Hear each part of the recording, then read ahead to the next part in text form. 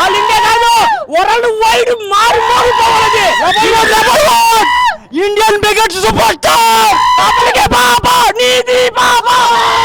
దాదాపు వర్షం తర్వాత మళ్ళీ సంక్రాంతికి వస్తున్నాం, కొడుతున్నాం.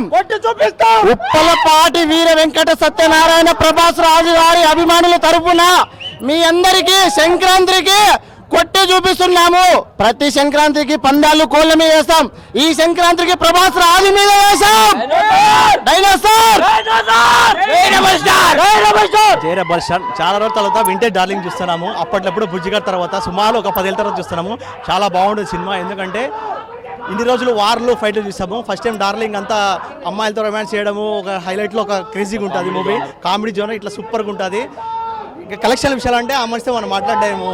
స్టార్ట్ పెడితే ఈజీగా 100-150 కోట్లు ఖచ్చితంగా ఫెస్టివల్కి వచ్చింది, బాగుంటుంది. ముందస్తు అందరికీ సంక్రాంతి శుభాకాంక్షలు. మా ప్రెసిడెంట్ రాజశేఖర రాజు గారికి, మా మధురెడ్డి గారికి, అందరికీ మా ప్రభాస్ ఫ్యాన్స్కు మరియు మా ఆర్టీవీ వాళ్ళకందరూ థ్యాంక్ యూ అన్న. సూపర్గా ఉంటుంది. Thank you.